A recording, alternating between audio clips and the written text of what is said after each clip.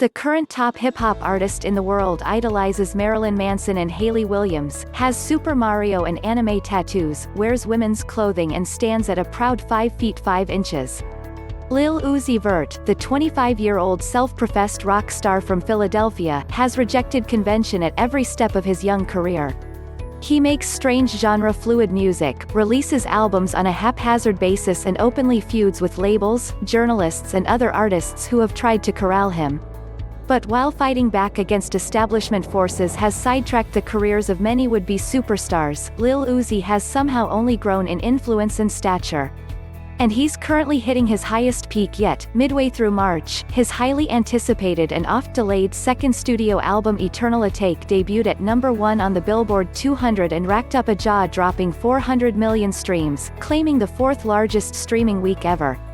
Its second week wasn't much different. A deluxe version of the album debuted at #1, with all 22 songs hitting the Billboard Hot 100 simultaneously. This week, Chance the Rapper took to Instagram to dance to Uzi's #6 hit Baby Pluto and scream, "Uzi. How did such an alienating and iconoclastic figure ascend to the top of the pop music world?" In a post-genre, streaming-dominated landscape, Lil Uzi has become the perfect avatar for the many changes happening in the music industry, and his creative choices have shifted many norms around genre, masculinity, and stardom.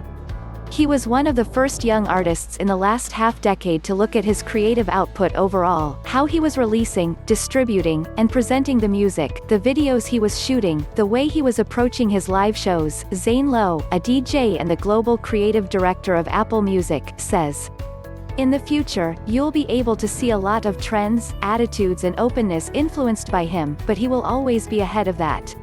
The SoundCloud generation in the mid-2010s, Lil Uzi began his rise on SoundCloud alongside a generation of young hip-hop artists weaponizing the uninhibited ethos and reach of the platform. While many of these rappers, from Lil Pump to Lil Yachty, found widespread success, Lil Uzi might best epitomize the spirit of SoundCloud, using the freedom of the internet to stay true to his artistic vision. His sound, which draws on the influences of emo and punk as much as it does Atlanta trap and Chicago drill, could have been pigeonholed and watered down into a singular hip-hop category if he had started his career at a conventional record label. But Uzi's emergence on SoundCloud allowed him to not only make the kind of genre-defying music he dreamed of, but to garner a huge fanbase that's alarmingly robust across multiple categories. He was named SoundCloud's most followed artist in 2016, just 2 years after he uploaded his first track to the platform. As Uzi made the move from SoundCloud to signing with a record label, his faithful following enabled him to stick to his creative guns. Many listeners heard him for the first time on the #1 Migos hit Bad and Bougie in 2016, for which he wore a Marilyn Manson shirt in the song's video and opened his verse by repeating, "Yeah" over and over euphorically. While an older generation disparaged his seeming lack of lyrical content, a younger fanbase reveled in its absurdity. A version of the song in which Lil Uzi only says, "Yeah" for 5 minutes has racked up 5 million views on YouTube. 6 months later, Lil Uzi released XO Tour Leaf 3, which would go on to accrue 1 billion streams and become one of the strangest and most despondent songs to become a major hit over the last 3 years. The song is barely a rap song at all. Instead, Uzi sings in an emo-influenced nasal whine. This rap-emo crossover would spread and become commonplace over the next year, with artists like XXXTentacion, Juice WRLD and Lil Peep all going mainstream. "I feel like he's hit on our platform like no other artist because he's always setting the tone instead of always being a part of something that's going on," Lisa Ellis, the global head of music, artist relations, and label services at SoundCloud tells Time. "It's obvious that he's genre agnostic and that he's influenced by a ton of different things. He is making a path and he's not fitting into something that's going on. New pathways to success." Lil Uzi's uncompromising force of personality extends far beyond his music. For many, his strong sense of personal style, an edgy but joyful aesthetic that brings to mind Avril Lavigne, an anime character, and a hype beast, are as much a marker of his artistry as his spacey, complex music. On any given day, at a concert or on Instagram, fans can find Uzi popping off designer fits straight from the Chanel Women's Runway show or a full Louis Vuitton look designed by friend and collaborator Virgil Abloh. While he's a big fan of high fashion, Uzi's fashion taste is not as motivated by showing off the clothing of the moment as it is by a pure and unadulterated joy in dressing up in something that makes him look and feel good. While wearing brightly colored clothing tailored for female bodies, he preens and struts, melding his bravado-filled rap bars with rejections of gender norms. "My pants they so tight, don't know if they're for her or him," he rapped on recent release, Lotus. His willingness to don clothing in an androgynous or gender-fluid aesthetic really kind of encapsulates where hip-hop was when he came out, cultural critic Taylor Crumpton says, pointing to peers like Young Thug and Playboi Carti, who also favor wearing traditionally feminine apparel like skirts and dresses. Uzi has this almost childlike joy, this kind of sensation of being happy and excited and giddy. His aura and confidence is not coming from a place of extravagance, but he'll have an entire Balenciaga or Prada fit to go to the bodega and buy a beef jerky and ride an ATV. He moves with ease in a lot of industries where people have imposter syndrome or feel the need to be really over the top. Fashion historian Shelby Ivy Christie makes the case that Uzi's personal style continues in the legacy of musicians like Little Richard, Bootsy Collins, Prince, Busta Rhymes and Andre 3000 when it comes to redefining the aesthetics of black masculinity. In the black music landscape, Uzi has promoted a more fluid style in the traditionally hyper-masculine rap profession, she tells Time, noting that the black and brown LGBTQ community has long been fluid in their personal fashion. Fashion seems to be a huge piece of who he is and something that he enjoys, so that comes through in his lyrics. He often takes shots at styles he doesn't care for as well, which exposes that he's abreast of style trends and keeps up with the fashion landscape. When internet rappers are subsumed by the major label system, they are expected to play by certain rules, like sitting agreeably for a stream of magazine interviews, radio appearances and photo shoots. From very early on, Lil Uzi made it clear how much he chafed at this part of the job. He sparred with New York rap radio paterfamilias Ebro and showed up 5 hours late for his XXL Freshman of the Year cover shoot. Over the last few years, he's barely done any interviews at all. But Lil Uzi has been able to circumnavigate these structures by engaging directly with his fans. He frequently pops up on Instagram live while riding dirt bikes, doing jumping jacks or hanging out in the studio. He revels in dance challenges and plays along energetically when fans approach him with cameras on the street.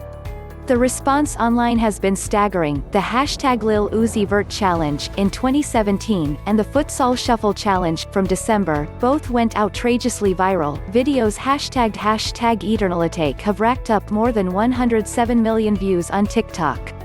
This week, Uzi returned to Philadelphia, where he hung out on a street corner and met incredulous fans. He moves in places that get the most attention from his audience, and does so in a way that feels very real and upfront and straight, Lowe says. You feel like you're experiencing whatever he's experiencing at any given moment. As Uzi gleefully moves through the real world, he's also become the perfect fit for the rapidly growing streaming era, where a younger generation of listeners shift fluidly between genres. On Spotify, various new Lil Uzi songs can be found across a spectrum of playlists, from pop rising for That Way to hot rhythmic for I'm Sorry to Get Turned, Got the Guap. Of course, he went straight to the top of Rap Caviar, Spotify's premier hip-hop destination, last week, as well. It was a no-brainer for him to be on the cover of the playlist, Carl Cherry, the head of urban music at Spotify, says. And what I'm seeing on the back end validates that choice. By the way, fans are responding to it. A perfect storm, EternalAttack has been a long time in the making.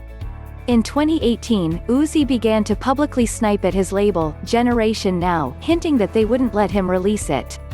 He briefly retired, fell out with two former compatriots, Rich the Kid and Playboi Carti, and mostly disappeared as another rap generation rose to try to take his place.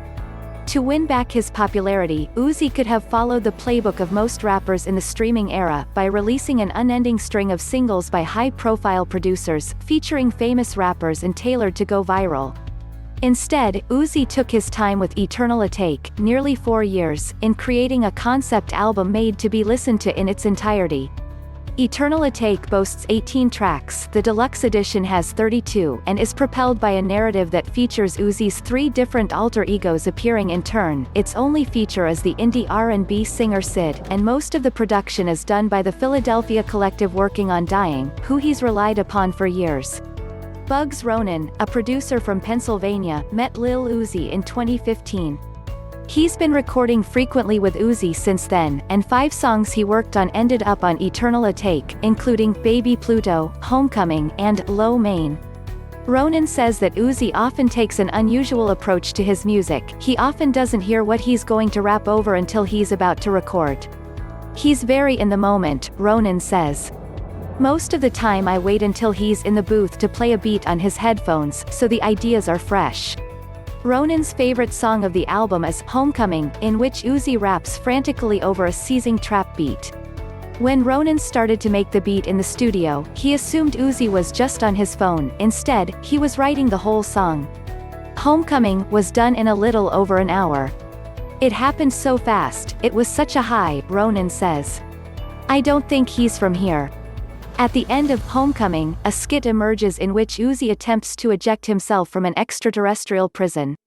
While the concept perhaps seems too strange for mass consumption, Eternal Atake landed the biggest streaming week since 2018, when Lil Wayne released De Carter 5.